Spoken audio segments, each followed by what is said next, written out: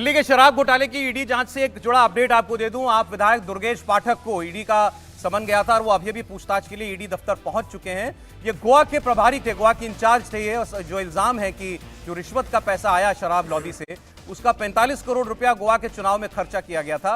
उस सिलसिले में इनको पूछताछ के लिए बुलाया गया और आज अरविंद केजरीवाल के निजी सचिव विभव कुमार, जो उनके बड़े करीबी, उनके साथ रहते हैं हमेशा, उनको भी पूछताछ के लिए बुलाया गया था। तो इसका पूरा अपडेट मैं आपको दूंगा। आम आदमी पार्टी का चुनाव का कैंपेन भी लॉन्च हुआ है। जेल का जवाब वोट से, उसकी भी चर्चा करेंगे। अखिलेश यादव की भी चर्चा करेंगे। यूपी में मुस्लिम वोट के लिए मार क्यों मची हुई है, ये सब कुछ एक छोटे से ब्रेक के बाद। आप देख रहे हैं कहानी कुर्सी की। अच्छा माफ कीजिएगा, ये मुझे लगा कि हम ब्रेक पर जाने वाले हैं। मेहमानों को मैं बुला लूं जरा। तो ये जो अभी आपने देखा, अभी ये ईडी की जांच में शामिल होने के लिए सब लोग अभी पहुंचे हुए हैं। 2 नेताओं को आज आम आदमी पार्टी से बुलाया गया है। अब इसका सीधे सीधे अरविंद केजरीवाल पर जो मुकदमा चल रहा है, जो जांच चल रही है, उससे कितना जुड़ा ये मामला है, ये हमको अब जानना पड़ेगा। अतुल भाटिया हमारे सहयोगी, वो जुड़े हैं हमारे साथ। अतुल, विभव कुमार, दुर्गेश पाठक, दोनों की क्या भूमिका है जो ईडी जांच रही है? देखिए सौरभ, विभव कुमार को सुबह 11 बजे आज पूछताछ के लिए बुलाया गया था। हालांकि आम आदमी पार्टी और ईडी दोनों की तरफ से कोई भी जानकारी लीक नहीं की गई। 11 बजने से 5 मिनट पहले जो विभव कुमार हैं, जो कि दिल्ली के मुख्यमंत्री अरविंद केजरीवाल के पर्सनल सेक्रेटरी हैं, वो यहां ईडी हेडक्वार्टर पहुंचते हैं। और अब से कुछ देर पहले दुर्गेश पाठक, जो कि विधायक है आम आदमी पार्टी से, वो यहां पर पहुंचे हैं। दोनों से आमने सामने बिठाकर पूछताछ करनी है ईडी ने। और विभव कुमार और अगर दुर्गेश पाठक की बात करें, दुर्गेश पाठक जो हमें बताया गया है, वो सह प्रभारी थे गोवा चुनाव के अंदर। और जो पैसा खर्च किया गया, जो आबकारी घोटाले से पैसा आया, उसकी कहीं ना कहीं छानबीन के लिए दुर्गेश पाठक को यहां पर बुलाया गया है। और विभव कुमार को आप जानते हैं, विभव कुमार वो शख्स है जो कि पर्सनल सेक्रेटरी है अरविंद केजरीवाल को, हमेशा उनके साथ देखे जाते हैं। जब मुख्यमंत्री अरविंद केजरीवाल को कभी भी पूछताछ के लिए बुलाया गया था, चाहे वो सीबीआई बुलाया गया हो, चाहे वो ईडी आए हो, तो उनको साथ विभव कुमार देखे जाते थे। तो विभव कुमार से यहां की पूछताछ काफी अहम होगी। देखने वाली बात होगी कि किस तरीके से जो ईडी के सवाल किस तरीके के होंगे। लेकिन यहां पर एक चीज और बता दूं सौरभ में, कि जो दुर्गेश पाठक है, जब विजय नायर के यहां ईडी ने रेड्स की थी, तो दुर्गेश पाठक वहां पर मौजूद थे। ये ईडी के टॉप ऑफिसर्स ने हमें बताया था कि जब विजय नायर के घर पर ईडी पहली बार पहुंची थी, उनके यहां पर रेड्स की गई थी शराब घोटाले के अंदर, तो वहां पर दुर्गेश पाठक बैठे हुए थे। दुर्गेश पाठक का फोन भी ईडी ने जब्त किया था और उसके बाद 2 सम्मन ईडी जो है वो दुर्गेश पाठक को दे चुकी थी। लेकिन वो दुर्गेश पाठक ईडी के सामने नहीं आए थे। तो आज फिर, क्योंकि सुबह पहले विभव कुमार को पूछताछ के लिए बुलाया था, वो 11 बजने में 5 मिनट पहले ईडी हेडक्वार्टर पहुंचते हैं और उसके बाद जब पूछताछ की जाती है, तो आज दोपहर 2 बजे के लिए ही दुर्गेश पाठक को ईडी सम्मन भेजती है। और ठीक अब से कुछ देर पहले दुर्गेश पाठक जो है वो ईडी हेडक्वार्टर पहुंचे हैं। हाथ में उनके सम्मन की कॉपी थी। कई सवाल हमने दुर्गेश पाठक से पूछे, लेकिन दुर्गेश पाठक ईडी हेडक्वार्टर के ठीक है अतुल, ठीक है। मतलब दोनों लोग महत्वपूर्ण हैं इस पूरी जांच के लिए, आपने बताया। बहुत शुक्रिया अतुल। अतुल भाटिया बता रहे थे आपको जिन 2 लोगों को बुलाया गया, उनका क्या रोल ईडी देख रही है। एक चीज बता दूं कि अरविंद केजरीवाल ने जेल में जिन 5 लोगों से मिलने के लिए एप्लीकेशन डाला था, कि इन 5 लोगों से, जिनमें 3 तो परिवार के लोग थे और एक संदीप पाठक का जिक्र था, एक उसमें विभव कुमार भी थे। क्योंकि ये और विभव कुमार पर जो ज्यादा आरोप है वो ये है कि उन्होंने सबूतों को नष्ट किया। अच्छा। बिल्कुल, तो ये आरोप उनके ऊपर है। और दुर्गेश खासम खास आदमी रहे ना अरविंद केजरीवाल। हाँ, ये कहा गया कि जो भी सबूत थे, जो चीजें छुपानी थी, जो नष्ट करनी थी,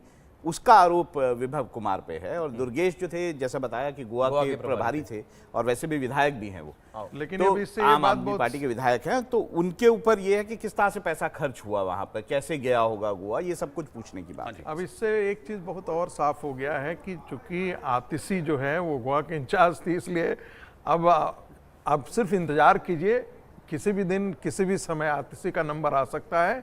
और आतिशी ने जो कहा था वो ये इसको कहीं ना कहीं उनको इस बात का आभास था कि आने वाले दिनों में उनको भी बुलाने जा रही है। अरे दूसरी बात ये इससे जुड़ा हुआ है कि आम आदमी पार्टी ने अपना कैंपेन आज लॉन्च कर दिया और उसको नाम दिया है जेल का जवाब वोट से। मतलब पूरा का पूरा लोकसभा का चुनाव का कैंपेन जो है आम आदमी पार्टी ने, वो अरविंद केजरीवाल को उनके जेल जाने से जोड़ दिया। मतलब और कोई मुद्दा नहीं, केवल अरविंद केजरीवाल की जेल, ये चुनाव में मुद्दा होगा उनका। इसका ये भी सीधा सा मतलब हुआ कि आम आदमी पार्टी और अरविंद केजरीवाल को अब कतई ये दूर दूर तक उम्मीद नहीं है कि चुनाव तक अरविंद केजरीवाल जेल से बाहर आने वाले। उनको ये पता है कि जिस तरह से जांच चल रही है, जिस तरह से ईडी जो जिरह कर रही है, जिस तरह के आरोप हैं, जिस तरह से शराब घोटाले का मुख्य आरोपी वो अरविंद केजरीवाल को बनाया गया है, जिस तरह से 338 करोड़ यानी 5% से 12% की जो कमीशन 7% एक्स्ट्रा है, उसकी जो 338 करोड़ की मनी ट्रेल है, जिस तरह से गोवा के उन गवाहों की बात की जा रही,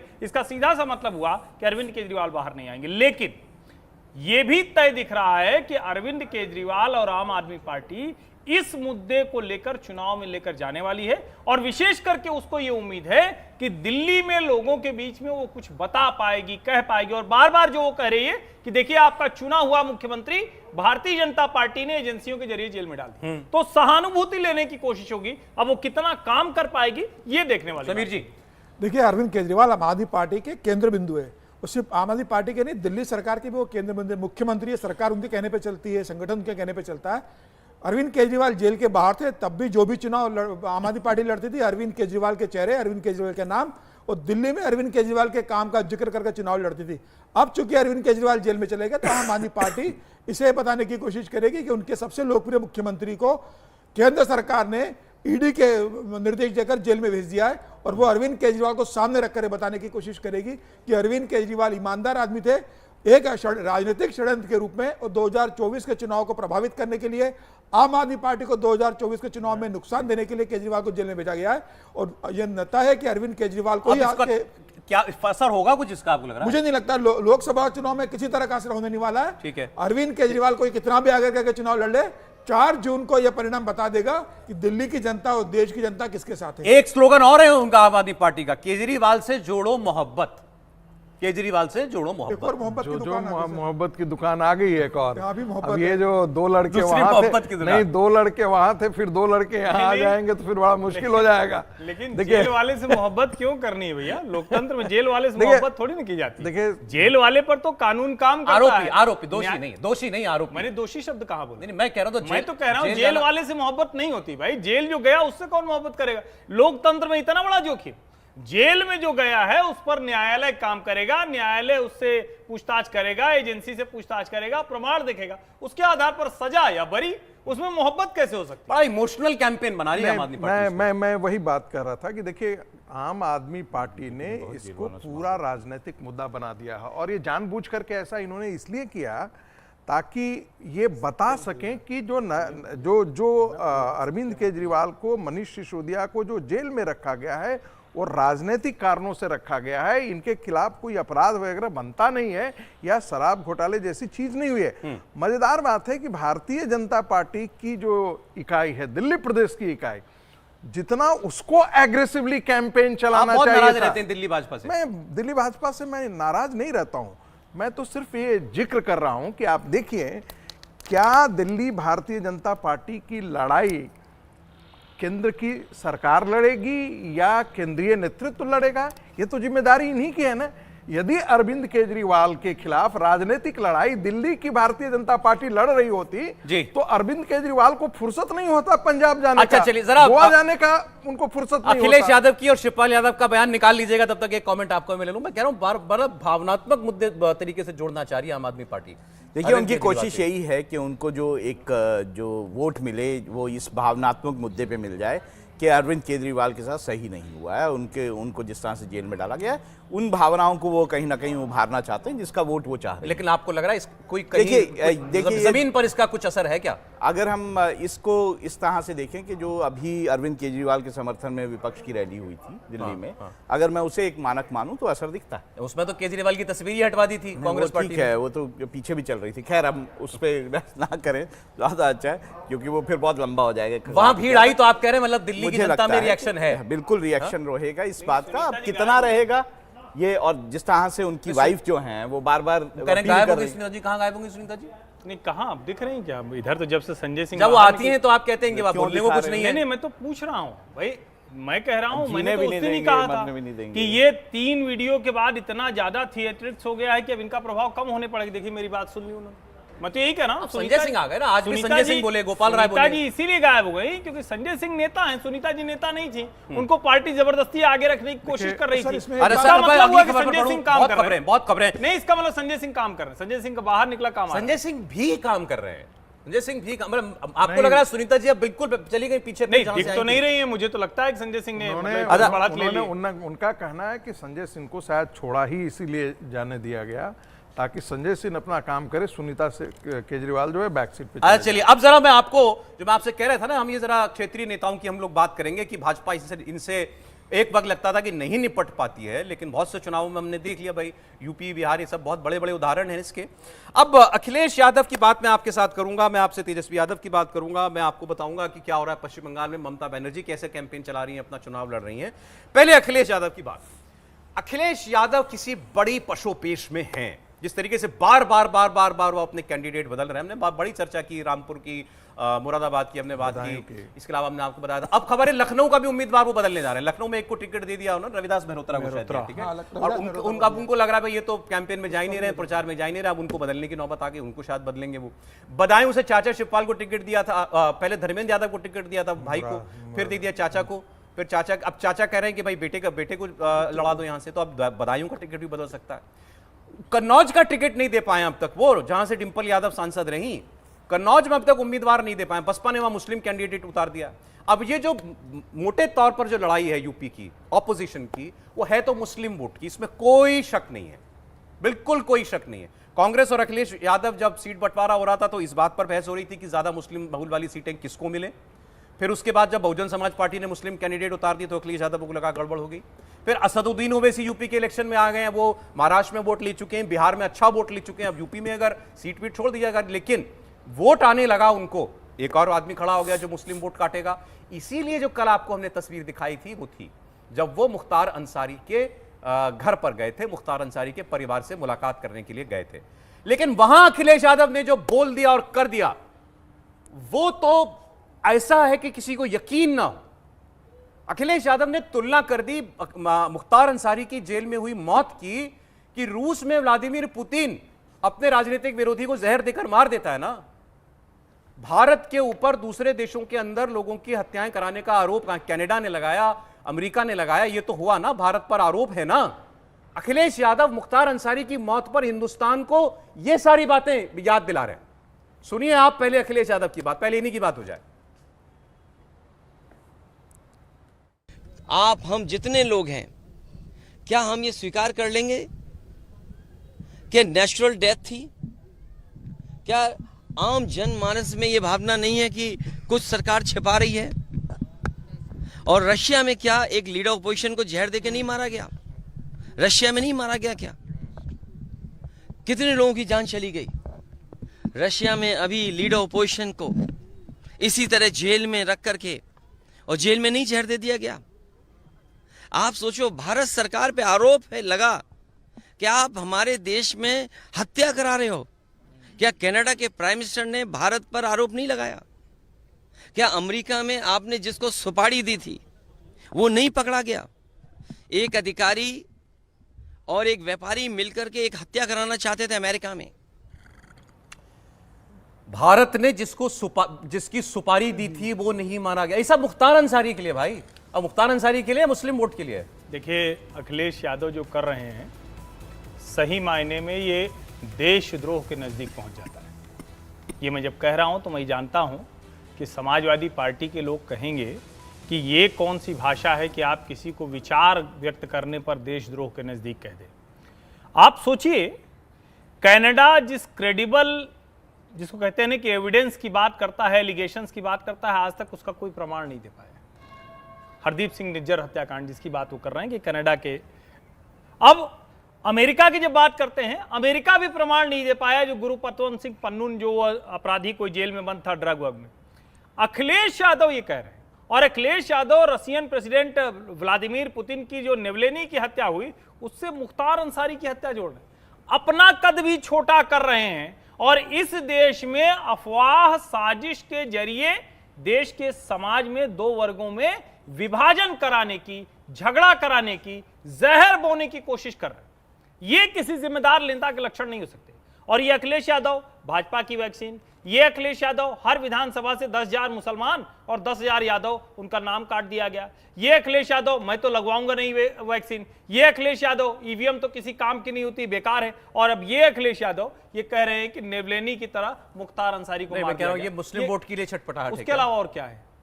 उसके अलावा क्यों छटपटाहट इतनी? कौन काट रहा है वोट? नहीं, उनको लग रहा है ना, मायावती ने बड़े अच्छे प्रत्याशी उतारे हैं।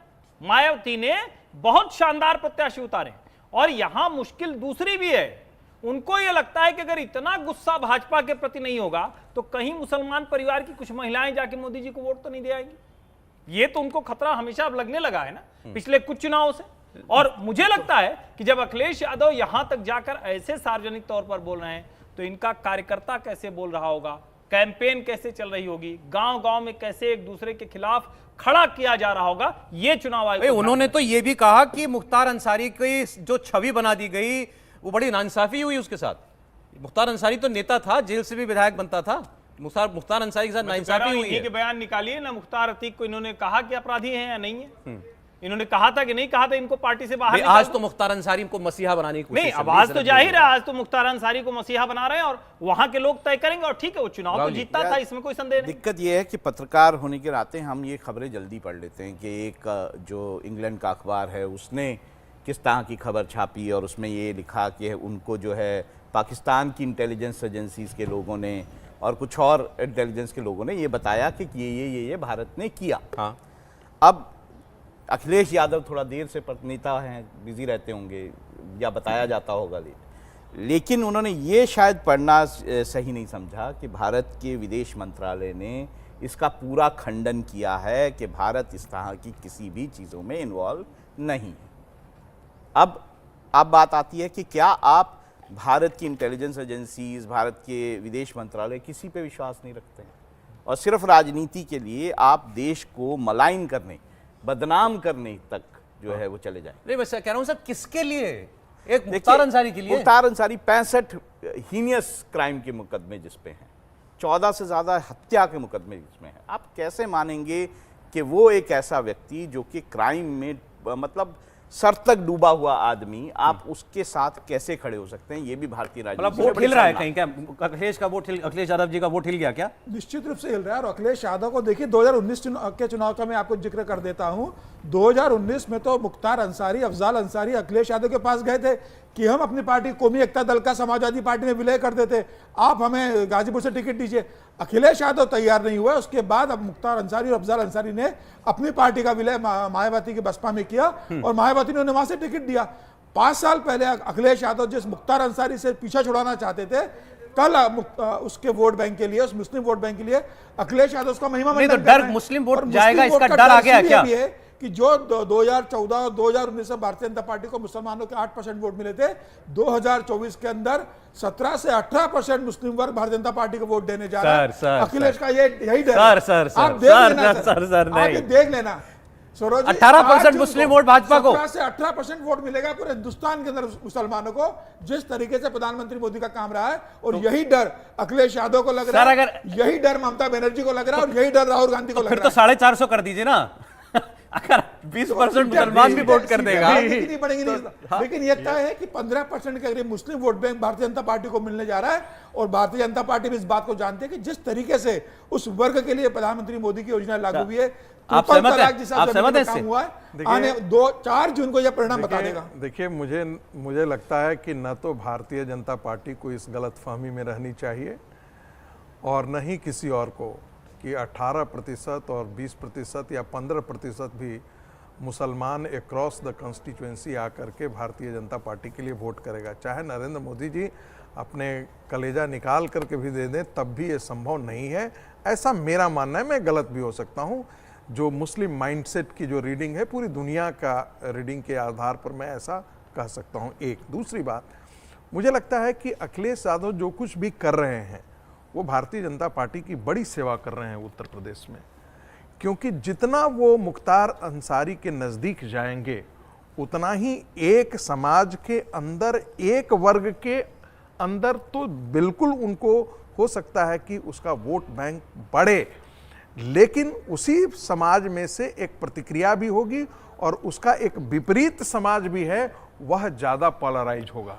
तो एक तरीके से मैं ये कह सकता हूं कि अखिलेश यादव जितना मुख्तार अंसारी के नजदीक बात करेंगे उतना ही उनके लिए राजनीति में उत्तर प्रदेश में घाटे का सौदा। अब जरा उनकी जो दूसरी दिक्कत है वो भी देख लीजिए। जरा शिवपाल यादव का बयान आप दिखा दीजिए। भाई पहला टिकट बदल के शिवपाल यादव को दिया। शिवपाल यादव कह रहे हैं बेटे को टिकट लड़ाओ। अखिलेश यादव कितनी कॉन्स्टिट्यूएंसी में बार बार अपने उम्मीदवार बदलेंगे, किस प्रेशर में? जरा शिवपाल यादव को सुनिए।